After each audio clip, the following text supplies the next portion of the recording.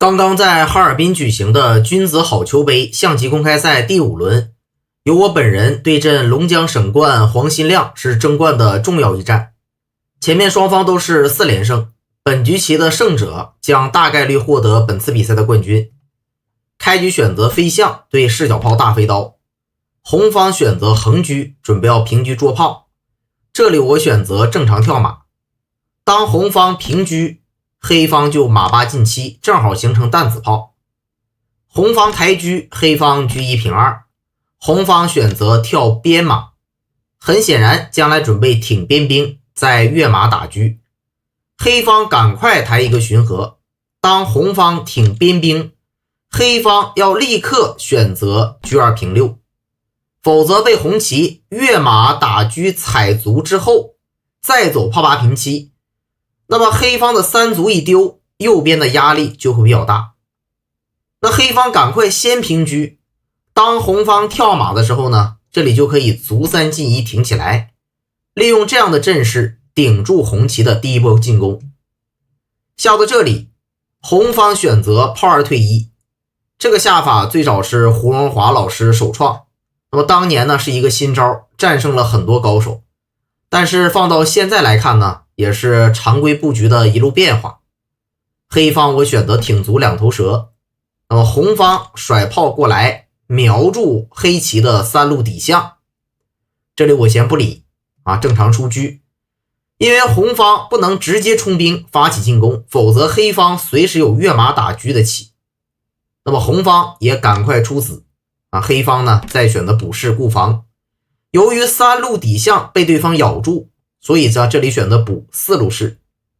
红方正常出车，我再选择飞象。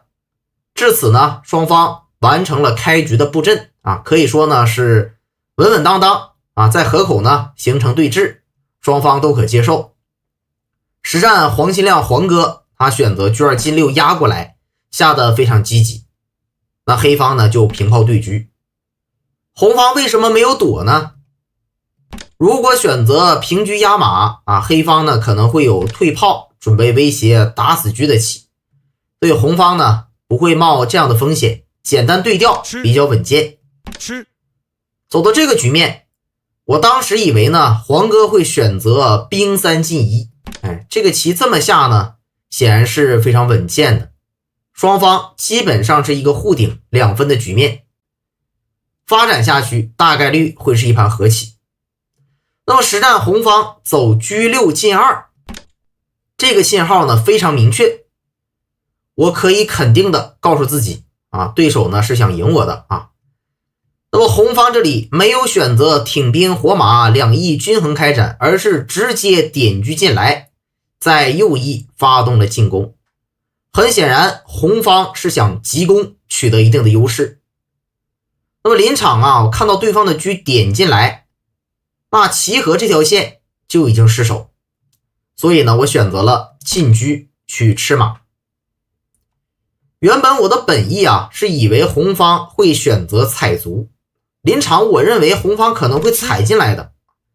这样呢我就简单登，红方一吃，我再平车抓炮不能让红方扔底他先下炮再扔车还是很厉害的。所以呢我当时计算我会选择平车抓一手，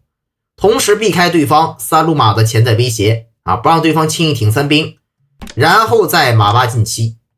形成这样的局面。虽然红方多一个边兵，但黑棋的马是活马，红棋的3路马呢暂时无法活通应该来讲呢双方是一个基本军事都可接受。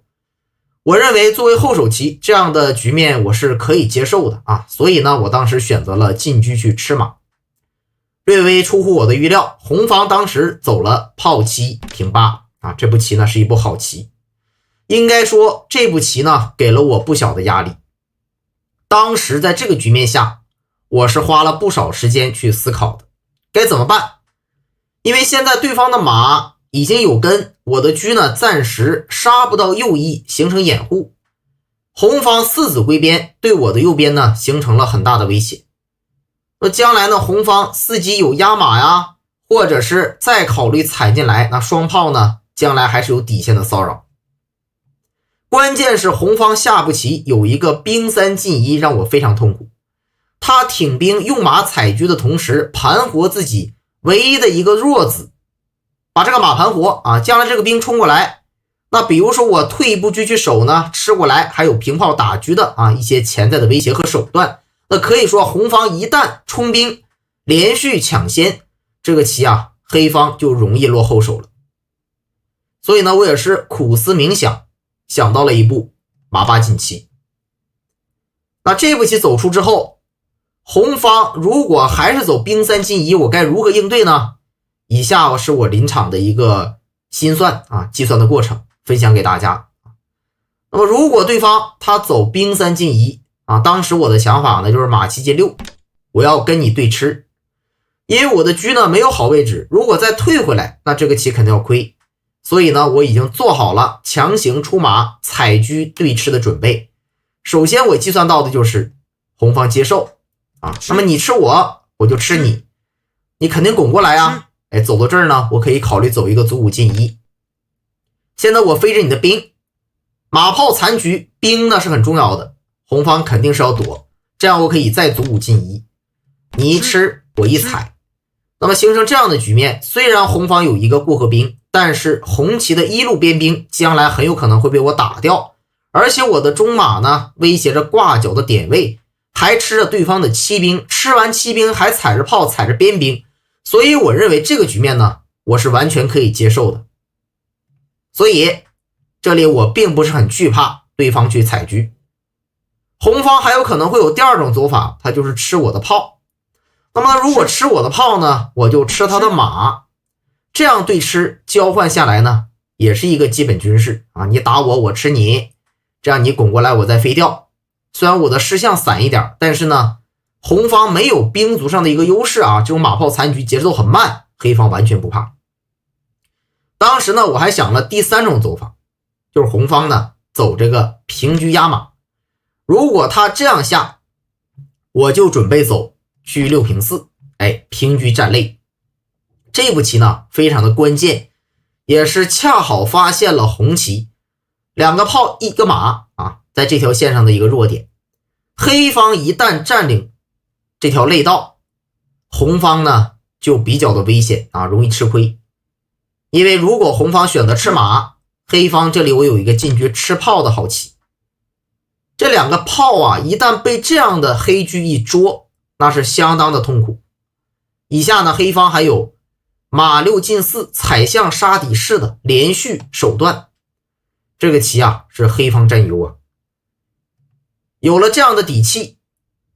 那么临场呢我就比较有自信的啊走出了马8进7这手棋。但是呢出乎我意料的是，红方并没有走兵3进1。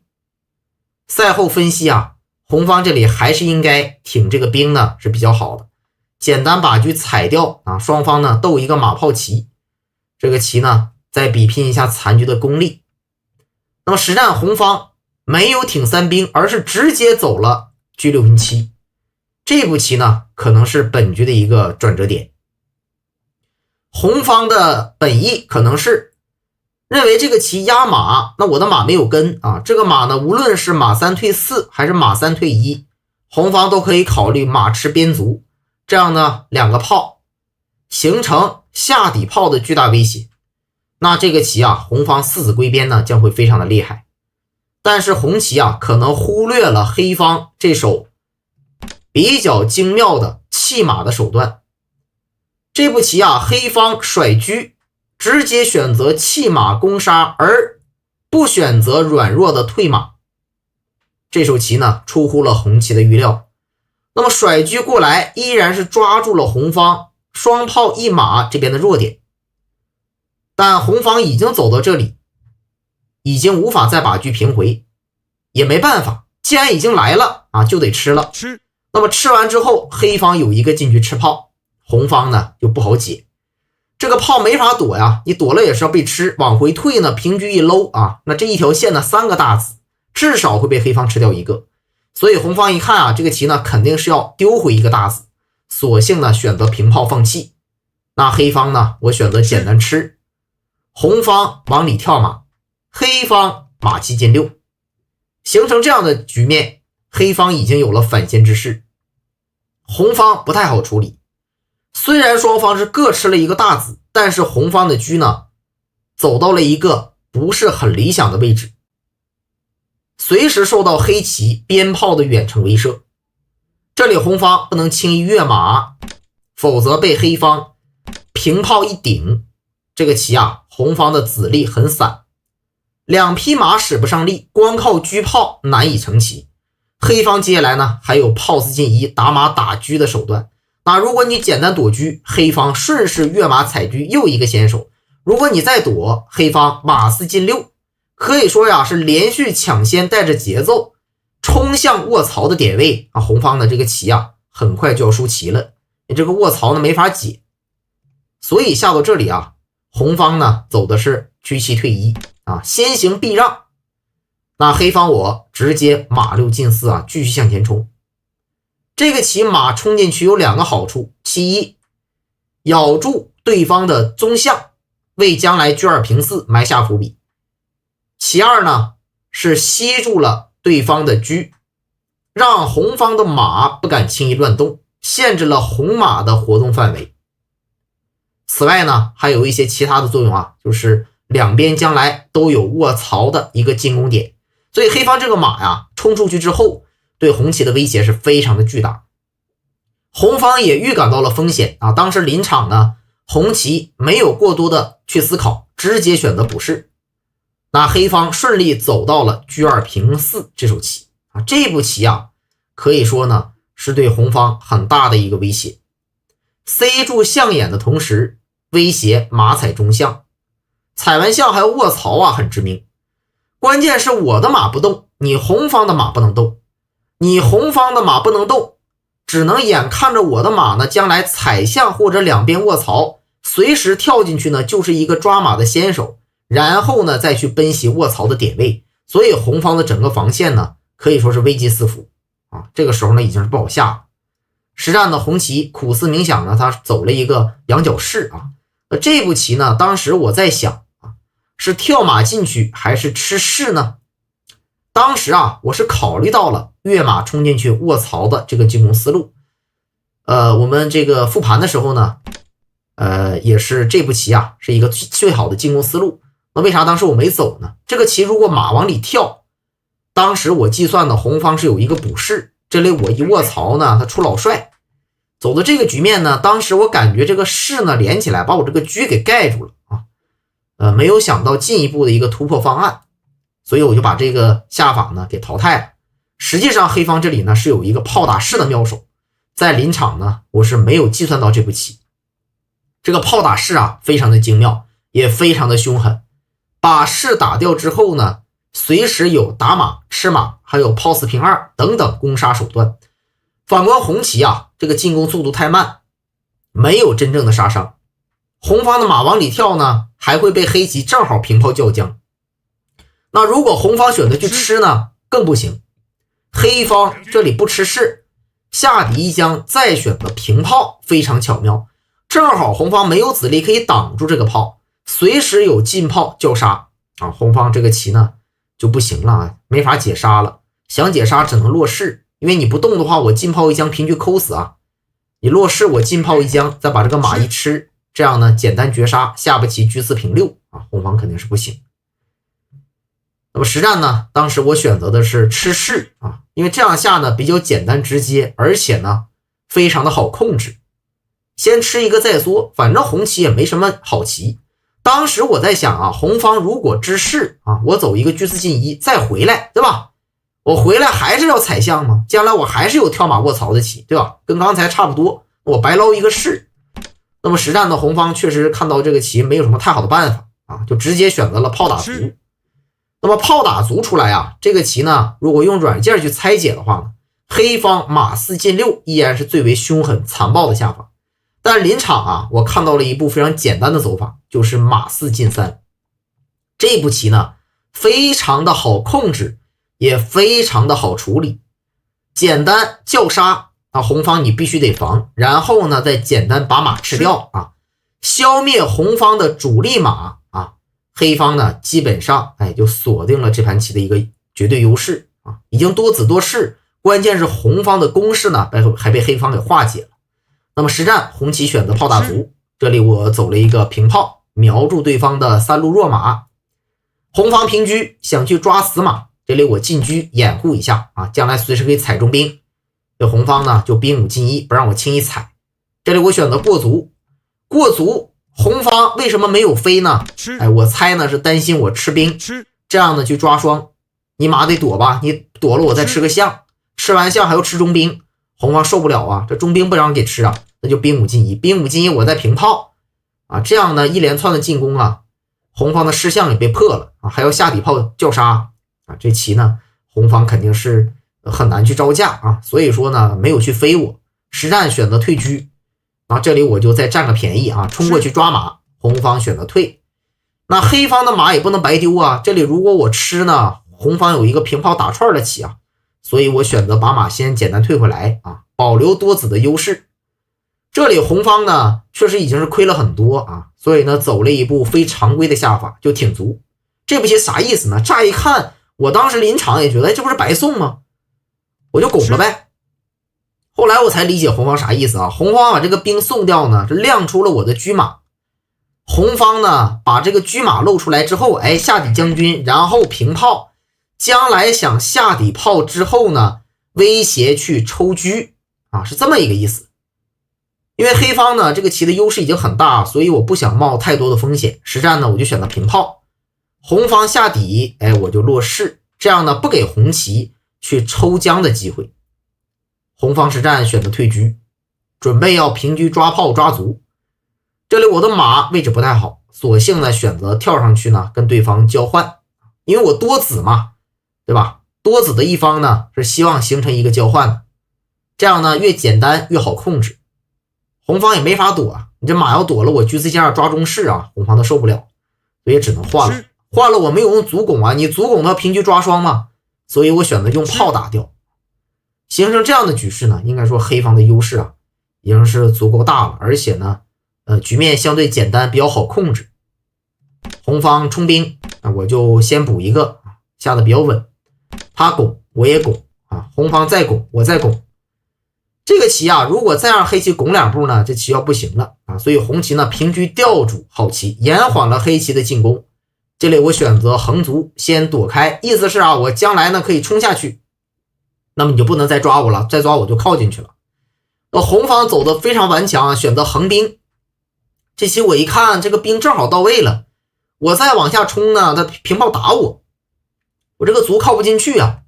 我一看算了这个卒不让我靠呢，我就发展一下左边的子所以我就平炮准备将来从这边形成车炮卒的进攻。那这边这个2路卒呢形成一个右翼的包抄这样一个想法。那么红方实战呢先平炮把我这个卒给吊住，那我先不理先平车占个肋。将来的想法就是啥呢？4级我就出老将助攻，然后扔底炮车炮卒差不多够了。红方下兵我就出老将，红方正好用兵呢给我挡住了。走到这儿呢，我一看这些红方给我的这个想法下得很顽强都阻止住了我就先靠卒把这个卒冲进去再说不让这个炮吊住我。那么红方呢这里是走了一个下兵也形成了2翼包抄。我当时觉得这个棋黑方呢也不能大意也要加快进攻速度索性呢直接冲卒了。这个棋红方你要是吃我就吃你，将来我一扔底炮，这棋红方肯定是招架不住。红方临场呢走了一个兵4平3，这步棋走完之后呢，我以为红方没啥手段我当时呢想随手走一个冲卒但这个棋呢我还是顿了一下，想了一下，看到红方要跟我对车，我当时临场想如果我选择冲卒，那么红方会跟我对车，对完车之后呢，我这个3路炮会死，所以说我要考虑我这个炮2个卒呢能不能绝杀或者是能不能入局。我在想如果我冲卒，那红方就横兵。这个棋好像是炮2个卒也基本上就够了这棋感觉是够。但是呢说句实话，临场我没有100%的把握，就万一我这一个炮2卒呢没将死人家，没整死没将死，人家这个兵呢给我这个炮给捉死了，是吧？多掉大子呢还没了，将来这个炮回防，你说我这棋要没赢了，这么大优势没赢了是吧？那非常的可惜。所以当时想到这儿啊，我觉得这个棋啊，黑方优势非常大，没有必要冒这个风险，所以我选择躲车啊，保留这个车，那么黑方前线进攻的子力呢就完全足够啊，红方来不及去解救，也来不及呢就捉死我的底炮。那么实战呢，这个车一甩呢，应该说侧翼红方已经很难防守了。实战选择落象，那我下底炮一将，红方再落士，这样呢就比较简单了。我是平车一将啊，再一将，然后掩护自己的小卒呢靠近来。红方实战呢平车一将，选择退车回防，但为时已晚，黑方卒4进1，即形成绝杀。下步棋黑棋准备要车4平5，形成绝杀无解啊。走到这里呢，黄哥一看这个棋啊，确实是不行了啊，也就爽快认输。那凭借这盘棋的胜利呢，当时我是取得了5连胜，后面的2轮呢是2盘和棋，最终呢是以5胜2和的战绩取得了这次比赛的冠军。